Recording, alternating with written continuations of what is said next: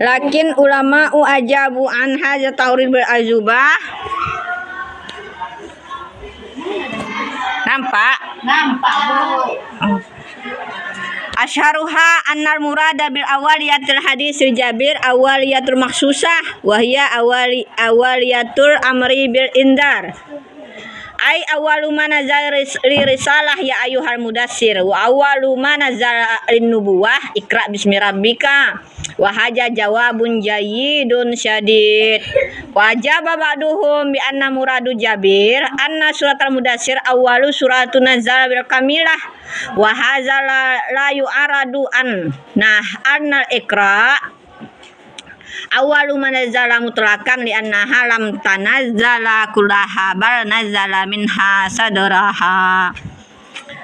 Akan tetapi al ulama sebermula para ulama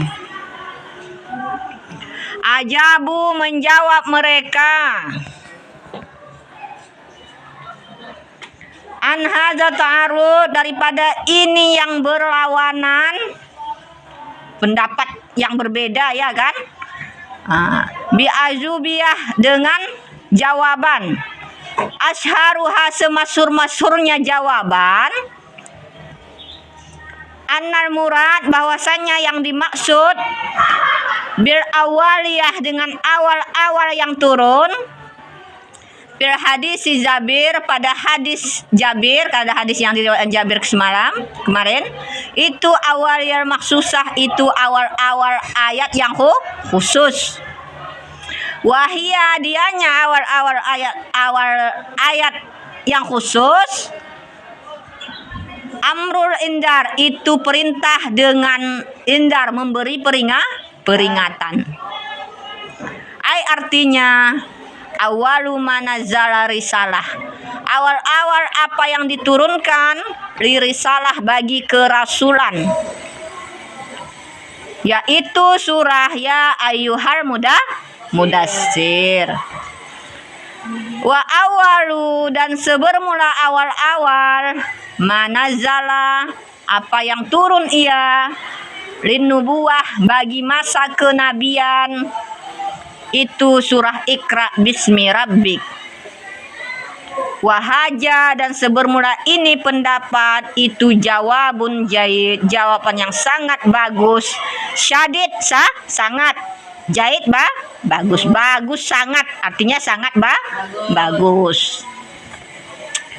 Jadi kemarin kan ada khilaf ulama perbedaan ulama pada ayat mana yang pertama turun. Ada yang mengatakan surah Al-Iqra inilah pendapat yang sahih. Wahyu yang pertama diturunkan surah Iqra.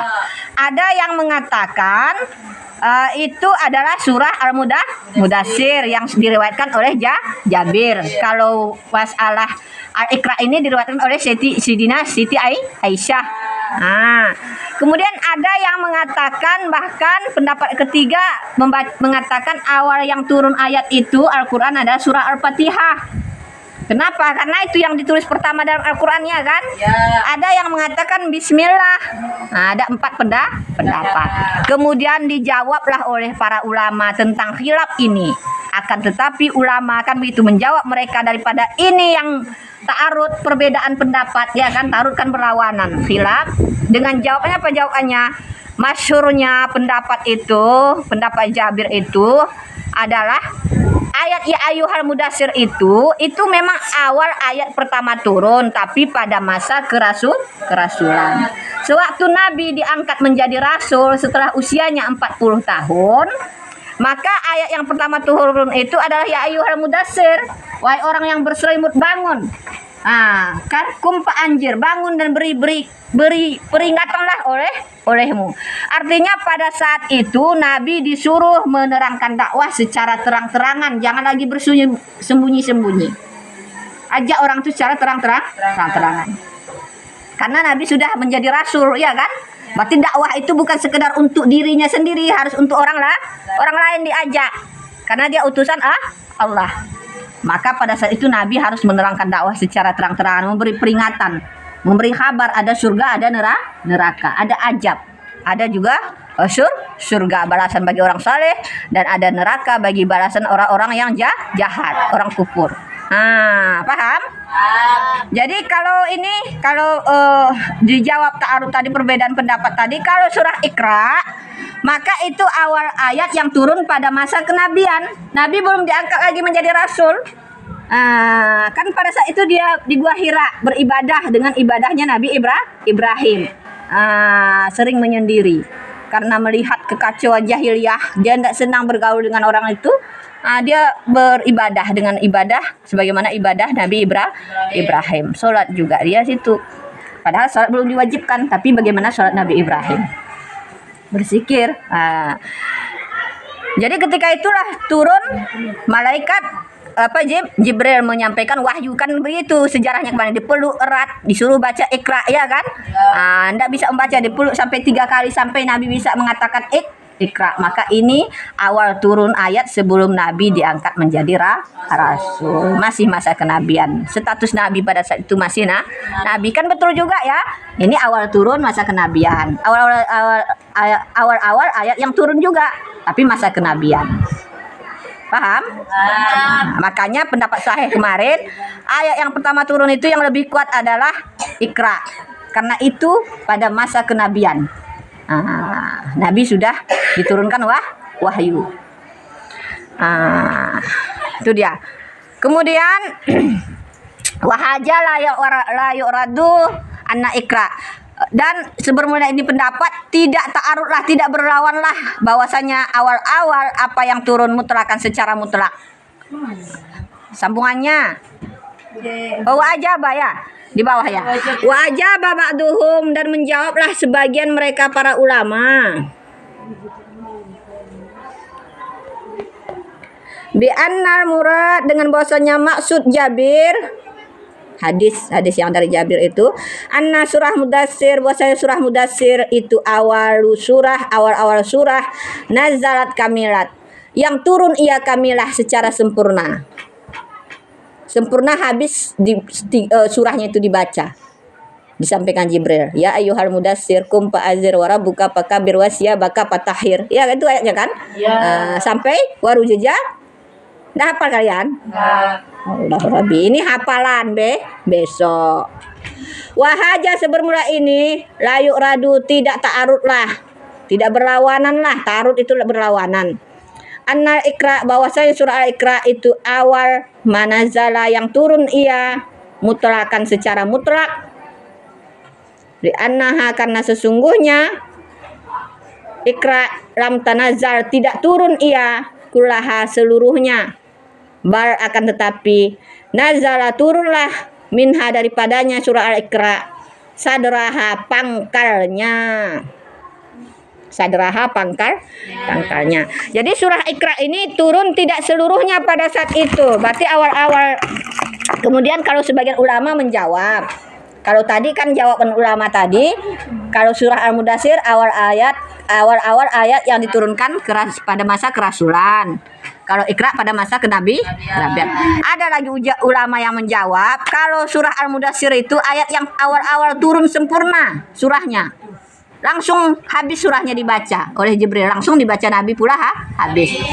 Kalau surah Al-Iqra ini itu turunnya mutlak artinya tidak seluruhnya turun.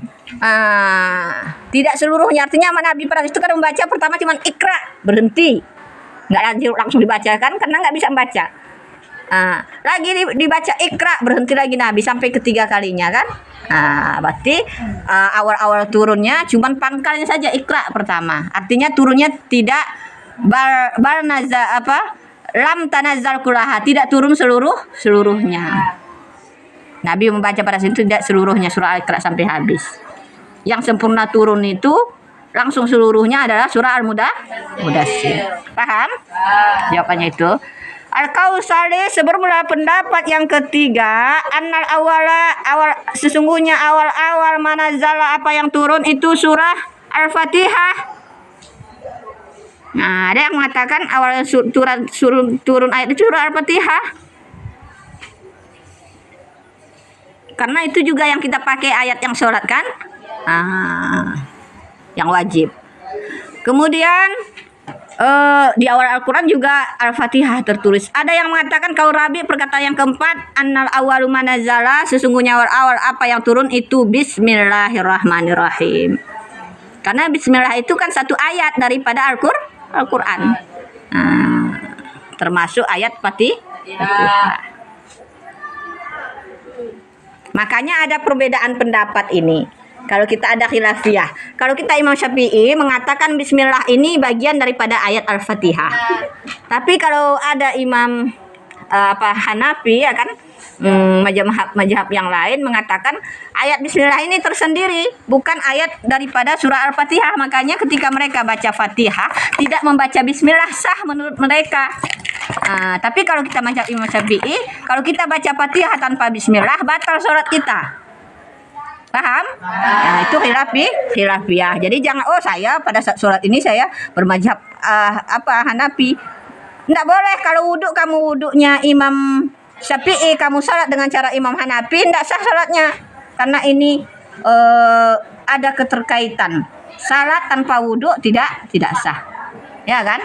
Maka kalau wuduk kita dengan mazhab Imam Maliki contohnya, sholat harus dengan sholat Imam Maliki. Begitu ya. Wahunalika, dan demi di sana aqwal akhir, perkataan yang paling akhir, bi awali manazala, pada awal-awal apa yang turun ia, wa kullu dalika, dan sebermula tiap-tiap demikian, layas butu, tidak tetaplah, min nahiyati sanad, daripada penghujung sanad. Wa in sahha, sekalipun sahlah oleh ia, fa ta'awwalu, maka dipalingkanlah, bi anna, dengan bahwasanya makna awwalu manazala, awal-awal apa yang turun ia, ala hasbin, di atas membuang, min ayyi, daripada bermana, min awali manazala, daripada awal-awal apa yang turun iya. Jadi maksudnya yang akhir ini apa? Nomor 4, pendapat nomor 4, Bismillahirrahmanirrahim. Kan ada yang mengatakan itu awal-awal ayat yang turun, surah Al-Quran yang turun. Ini sanadnya tidak sampai kepada penghujung, tidak sampai kepada Rasulullah. Sanadnya terputus. Berarti dalil yang mengatakan ayat Bismillahirrahmanirrahim pertama turun itu tidak kuat karena terputus sanad. Kalau dalam istilah hadis itu hadis munqati, hadis yang terputus sanadnya. Paham? Kalau dia bukan hadis munqati, tidak termasuk hadis marfu, berarti tidak kuat dalilnya. Jadi yang di atas tadi kuat dalilnya ya, hadis Jabir kuat, tapi sudah bisa kita definisikan dia adalah awal turun pada masa kerasulan. Ya, itu kuat dalilnya. Pendapat 1, 2, tapi yang keempat ini dalilnya lemah karena mungkati, terputus sanadnya. Paham? Kita sambung awalu maksusah, sebermula awal-awal ayat maksusah yang diturunkan secara khusus. Bermula awal-awal ayat yang diturunkan secara khusus. Kalau tadi umum di atas itu kan.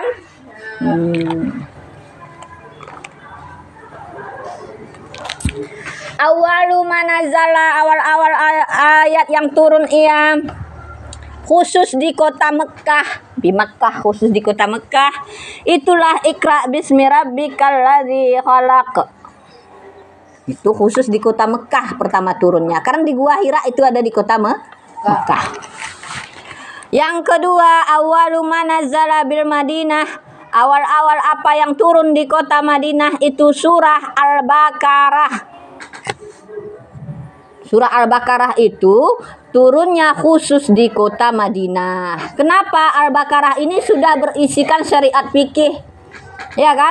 Umumnya kan kemarin seluruh surah Al-Baqarah itu adalah turunnya di Madinah, kecuali yang kemarin dia dikategorikan surah Al-Makkah, Al-Madinah, ya kan? Kecuali apa kemarin? Tentang kisah Adam dan iblis.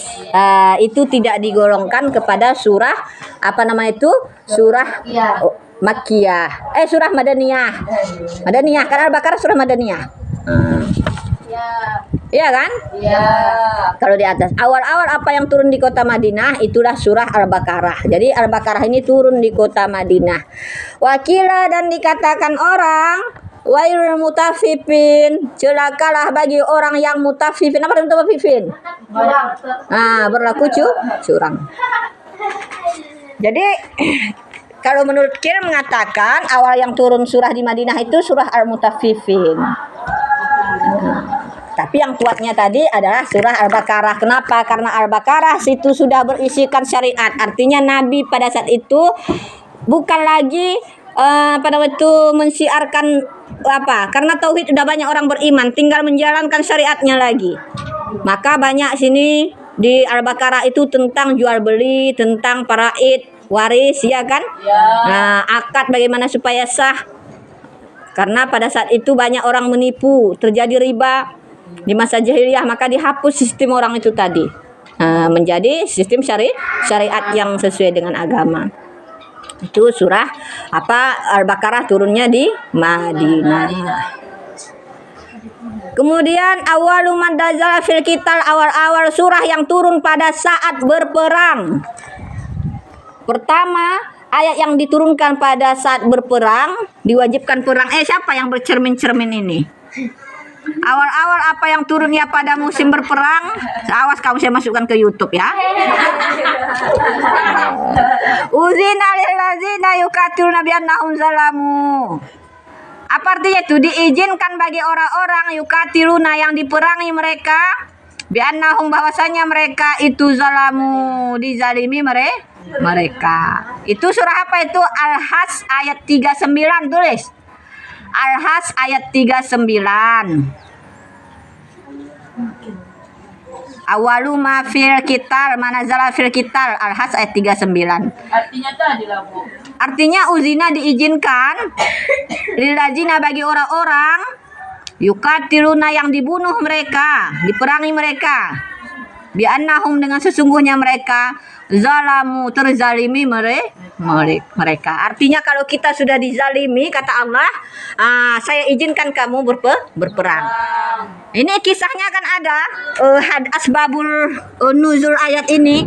Nabi Muhammad pada saat itu kan rindu ke kota Mekah setelah lama tinggal di Madinah. Ingin berziarah ke Ka'bah, berhaji, berumrah. Kemudian dia kirim juga utusan kepada para raja untuk mensiarkan Islam. Tiba-tiba utusannya dibunuh. Kemudian ketika pergi untuk berziarah tadi, padahal sudah ada perjanjian Hudaybiyah, ya kan?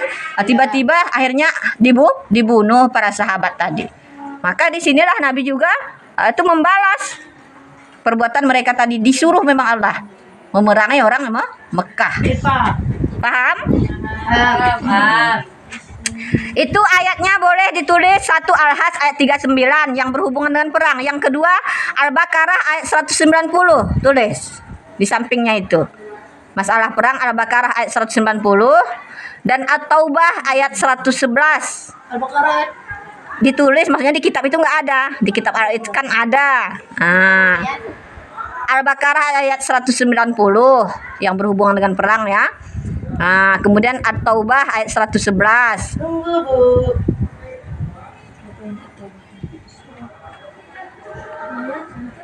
Al-Baqarah ayat 190, At-Taubah ayat 111 dan Al-Isra ayat 33. Itu masalah kisah itu. Al-Isra ayat 33. Jadi misalnya soalnya saya suruh tuliskan salah satu ayat tentang perang, boleh salah satu ayat itu. Tapi kalau disuruh ayat yang pertama disuruh berperang, maka ayatnya Al-Hajj ayat 39. Paham? Kalau salah satu boleh ayat yang saya bacakan. Tapi kalau saya suruh soalnya adalah ayat yang pertama diwajibkan perang, maka Al-Hajj ayat 39. Paham ya? Awalu manazala pisanil khamri. Awal-awal apa yang turun ia pada keadaan khamar. Tahu khamar? Tahu. Apa itu? Minuman yang mabukkan. Jadi atas nama mabukkan ganja, Yang lain itu dihitung kamar, maka haram. Haram. Jadi awal-awal yang ayat membahas kamar itu apa? Itu yas'alunaka anil khamri wal maisir. Bertanya mereka kepada engkau wahai Muhammad daripada khamar dan maisir judi. Itu ayat Al-Baqarah 219. Yas'alunaka Anil khamri wal maisir 200 219. Al-Baqarah kan? Nah. Ya, kemudian tulis lagi di bawahnya An-Nisa ayat 43. Tentang kamar ya. An-Nisa ayat 43 dan Al-Maidah ayat 90. Jadi kamar ini karena sudah menjadi kebiasaan berat pada orang Arab, maka sulit menghilangkannya sekaligus, ya kan? Maka ayat yang bertahap pula ayat yang turun tentang kamar ini, yang melarang untuk meminum khamar. Pertama dikatakan yas'alunaka anil khamri wal maisir, bertanya mereka daripada khamar dan judi, maka katakan oleh Muhammad, kan gitu ayatnya itu ya. Manfaatnya itu ada tapi mudaratnya lebih besar. Belum lagi dikatakan haram, hanya diterangkan dulu apa manfaatnya, bagaimana mudaratnya. Mudaratnya itu besar. Kalau sudah minum mabuk bisa melakukan kejahatan yang lain. Ya kan? Iya. Karena ada itu gara-gara minum khamar dia menjudi, dia membunuh, ada hadisnya itu kan? Ada. Nah, jadi mudaratnya lebih besar. Kemudian turun ayat lagi An-Nisa ayat 43. Ada lagi surah Al-Maidah ayat apa namanya itu? 90. Jadi Al-Maidah ayat 90 ini di sinilah baru dijelaskan bahwasanya memang apa pastanibu jauhi olehmu. Berarti haram hukumnya. Berjudi dan meminum mabuk, minum khamar. Karena sudah dikatakan situ pastanibu, jauhkan olehmu. Jadi asal awal ayat apa sebabun nuzul ayat ini apa? Sayyidina Umar Sayyidina Ali itu dia itu senang meminum khamar. Begitu juga sahabat-sahabat yang lain Sayyidina Umar. Jadi pada saat sholat dia membaca surah Al-Kafirun. Al-Kafirun itu kita yang nggak minum khamar saja bisa berbolak-balik kalau nggak hafal dengan jelas, apalagi kalau minum khamar terbalik-balik sudah berbalik maknanya. Bisa jadi kafir maknanya ya kan, karena menyembah Tuhan mereka. Bisa jadi maknanya nanti saya menyembah Tuhan kamu menyembah Tuhan kamu menyembah Tuhan saya. Padahal bukan begitu, lakum dinukum waliyadi, ya kan? Bagi kamu agama kamu, bagi saya agama saya. Saya menyembah Tuhan saya, kamu menyembah Tuhan kan? Tapi kalau sudah berbalik-balik bisa salah maknanya. Ya kan? Jadi terbalik pula pada saat itu Sayyidina Ali membaca. Makanya dikatakan situ jangan kamu sholat, la taqrabu shalah, jangan kamu sholat wa antum sukara. Padahal kamu itu dalam keadaan mabuk. Jadi kalau sedang mabuk tidak boleh meminum khamar kata Rasul. Ini belum lagi haram ini. Surah apa itu? An-Nisa itu masih diterangkan kalau sholat jangan minum khamar. Kalau di luar sholat silahkan. Karena payah merubah kebiasaan itu. Akhirnya yang ketiga turun itulah ayat Al-Maidah ayat 90, barulah dikatakan pastanibu, jauhkan olehmu. Itu rijisumin amali syaitan, sebagian daripada perbuatan keji syaitan. Nggak termasuk perbuatan setan, jangan kerjakan. Paham?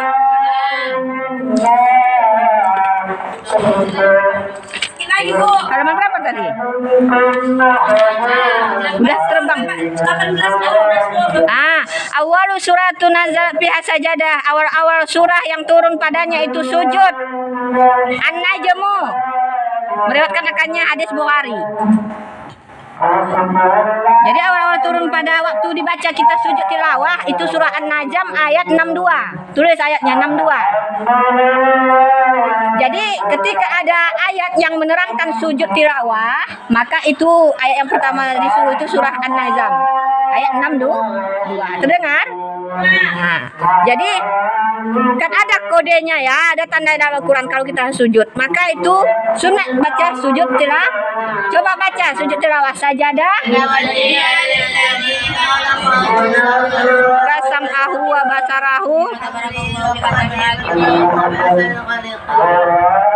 Yang bagus lah bacanya serentak. Coba subhan sajadah wajhi wasakta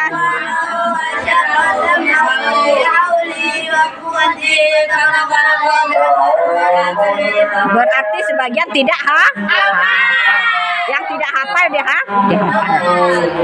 Kenapa? Karena setiap kita membaca Al-Quran, kalau ada surah sajadah tidak kita sujud, maka digolongkan kita kepada orang yang bakhil. Mau bakhil? Tidak. Dicap Allah orang bakhil tempatnya di neraka. Maka minimal kalau sudah dibaca itu ayat sajadah tidak bisa kita bersujud karena mungkin tempatnya tidak suci pas kita sedang baca Quran. Maka bacalah subhanallah walhamdulillah wala ilaha illallah wallahu wala haula wala quwata. Awalu manazal fiat amah, awal-awal apa yang turun pada makanan di Makkah, di kota Makkah itu kulla azidu fima auha ila muharraman, ayat Al-An'am 145. Al-An'am 145. Dan di Madinah itu innama harrama alaikum maitatah, ayat Al-Baqarah 173. Di kota Madinah itu innama itu Al-Baqarah 173 dan 173. Terus lagi satu lagi surah An-Nahl 114 yang menerangkan makan yang halal dan haram. An-Nahl 114. Itu tambahannya ya.